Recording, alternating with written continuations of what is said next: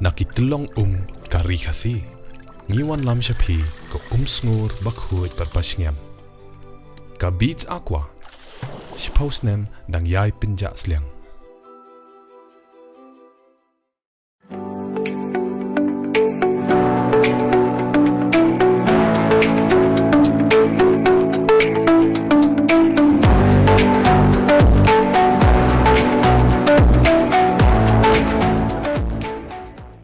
Ka Parti Congress Meghalaya kalakantu ka Sarkar jylla bakan Weng ki Jingeh ki Nongrep haka jylla ki bakan do mau siang man Khubor.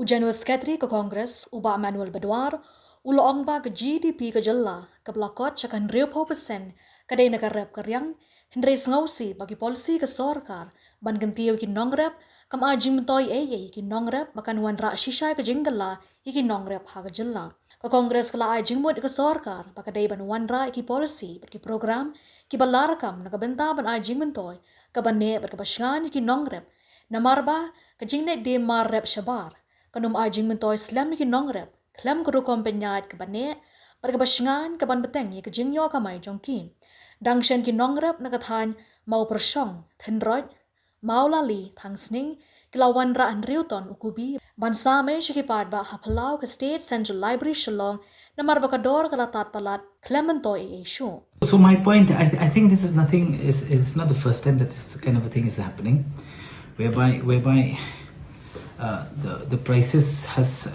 crashed so much that even the cost of should I say the cost of farming is not accounted for more. See, we have to look at it from a very pragmatic point of view, in the sense that these are only symptoms.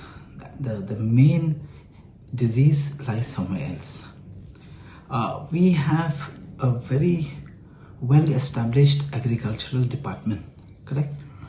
We probably within the system, in the government and in the department, every information that they want is available. So how difficult is it from the government's perspective to every season at the beginning of the year when the plantation starts to get as much information as possible as to what are the kind of crops that are being planted across the state, what is the, what should I say, the acreage. So what is the size, what are the projection in terms of production for the whole year, come the harvest season. These are information which is definitely available with the government. They just have to use it, right? And if such a thing happen, then the government, the department itself can have a long-term planning. A long-term planning in the sense that they can project at least 6 months in advance. What kind of production are we looking at? What kind of croppage are we having? Is there a mix in the crops that is good enough or not good enough? Or is there going to be an upsurge in the supply whereby the demand itself cannot fit, right? Because you know that all crops don't have a shelf life which is quite long, right? They have a very short shelf life. So these kind of things I think has always been there. That's what we keep on saying, that, you know, from the government's perspective, no matter what you say, you keep on saying that you're bringing development, you are investing, a lot of money is coming to the state, which is highly debatable. We can look at it that way. But then where it matters, we cannot even take care of, right? We know that agriculture contributes to nearly 60% of the state's GDP. We know that agriculture is the only source of income for a majority of the population in the state.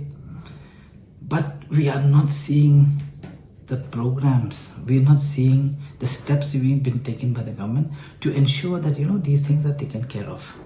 And I think you don't have to be an agriculture specialist. You don't have, it's not rocket science, right? It's very simple. We know exactly what is the size of the state. We know how much of the geography of the state is actually based on is agricultural land. We know what is the kind of productivity of those of the land. We know exactly everything is there, is available with the agriculture department. Why can't they just pluck all these things together and come up with a plan? And every year go and meet the farmers. And when you do meet the farmers, you have to advise the farmers. Please understand that most of the farmers, they make this mistake. Today I'm a farmer. I plant potato in my field. My neighbor, who's in the next hill, is planting ginger. My potato is not giving me enough income, but I see the person planting ginger is being able to sell it in the market at a much higher rate. So what happens is, I follow suit. Next season, instead of continuing with potato or doing something else, because the ginger farmer is getting a lot of money, I plant ginger. What happens is, next time the harvest season comes, all the farmers are planting the same crop, for which the price will obviously crash. So these are the kind of simple problems that probably has to be plugged, right? And the government can do this, the department can do this, but I don't understand why there is no political will to take care of these things. And I think it's high time, that the public at large understand that these are the problems in which you don't need to bring consultants, you don't need to bring everybody from the whole world to come and solve these problems. These problems has to be solved by the officers of the various departments that are existing here. And it obviously, if you ask me, the buck stops with the minister. Yeah, we have agriculture ministers of various types. Why none of them have even taken this? We have good officers that are manning these departments. Why have these officers not taken these initiatives? Is it so difficult? Is it so difficult to get the ball rolling? It's impossible just to think about it, because the data is available, everything is available, but nobody bothers. Everybody is bothered about bringing some sort of a hybrid crop from somewhere just to tell people that I brought so and so and so forth. But then the reality is, at the end of the day, farming is suffering in a big way. And the farmers keep on suffering year after year. It's not the first time that's happening. It's not going to end this time. As long as we don't plug the issue and we don't go to the root cause of the problem, I don't think so this is ever going to get solved. So my suggestion is, at least from the Congress perspective, we hope that our Honorable CM takes this in good spirit and in good light that he has to take care of. And it's high time. I think we're running very late. And it's high time that Meghalaya understands that, agriculture will still dominate the income value chain in this state. Yeah, that our product, being a fantastic product, will sell on its own. And supply chain management is the most important and critical part of any produce, right? It has to reach the market on time. And given the fact that our pineapple is highly juicy and is also very sweet in nature, it also has a tendency to rot very fast. So the shelf life itself does not last as many other types of pineapples that are available around the world. Anyway, the point is, the way I see it, is no use going and projecting so much when your supply chain management itself is a big failure. So I think we should take care of the supply chain first. We should take care of the distribution first. We should ensure that the products that we really want to sell reaches every nook and corner of the country, maybe even in the international market. There are various ways of doing it. Food processing is one of the biggest way. I've seen that canning of fruits is also a very, very important parameters, and I've noticed that is happening across the world. We have big brands like Belafonte and so on and so forth, which are very good in canning pineapple. Why can't we bring investments of similar types here? See, let us go back. Meghalaya used to have a food processing unit long time back. I don't know if you remember. Just close to the Fishdale, we used to call it as kids, right? There's a fruit garden. There used to be a small factory there. It's not a factory meant to produce in large scale, but it's a factory meant to be as a model factory to teach people. When we were small kids, I still remember we used to go there regularly, and we could can stuff. Even pineapple cans used to get. We still have the brand Meg, right, as of today. But please understand that Meg is a government institution, it's a government thing. But you need private parties to come into play. So this is also one way of adding value. Because one pineapple in its raw form, if it's canned, the value increases from, let's say, from a farmer's perspective of, let's say, 40-50 rupees per pineapple, it goes all the way to 180-190 rupees. Maybe, I'm not saying it's the best thing, but maybe it's one of the things that needs to be done so that our pineapple is available across the country, right? One thing is that. The other thing is, that's what I keep on saying, that the value system itself, the supply chain itself, till today is still lacking a lot. So there's no use for us overkilling or overselling our products. Yes, people definitely will buy that, will definitely understand that, okay, Meghalaya pineapples is the best. But it's no use, right? If you put that in the people's mind that you have a best product, but if people cannot access the product, yeah, you might go to Delhi, Kidwai Nagar will not have, Khan Market will not have, right? You have it only in Delhi Hut. So it's difficult, right? You also have to make it available across the city. Even Delhi is a big city. Huh? Delhi has more population, is quite sizable, right? So that's just one part of it. But then there's a huge mechanism that has to be put in place. And these are the kind of things which I think is very critical as far as the government is concerned to plug and to bring these solutions into play, and especially from the farmer's perspective. Because we all know that pineapple, come what may, you need good storage. Whenever the production is high, you need capacity, but you need to also have a supply chain which is quite fast in picking up whatever is being produced and distributing it as quickly as possible. So I think the biggest lacuna that we have in the system right now is the value chain system itself. It's not being built very properly.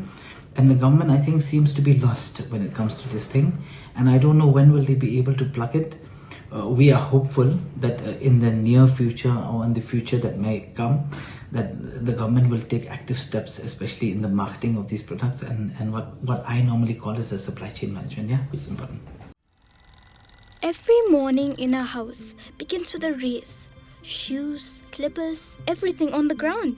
Mom shouting for breakfast. Dad's hunting for geese. And I'm in a hurry putting on my socks. Shillong's roads are always full. Honking cars, parents rushing, everyone trying to reach somewhere first. Then one day, the STEM's bus came to our lane. Big, bright yellow, like sunshine on wheels. The bus is always on time. Our caretaker waves. It feels like family arriving. Inside, it's not just seats and bags and uniforms. It's laughter, stories, songs, small little friendships growing every morning.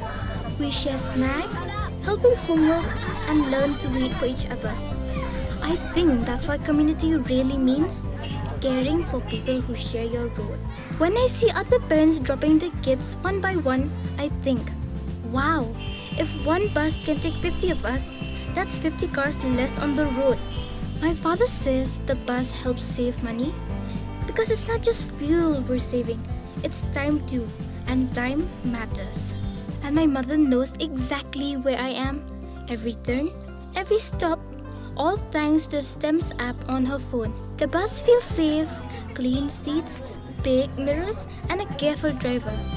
When a new student comes in, we always make space, and by the next stop, we're already laughing. When we reach school, our caretaker walks us right to the gate. And after school, the caretakers are always waiting, smiling as they walk us back to the bus. The caretaker feels this bus has made life easier, but to me, it made life a lot more happier.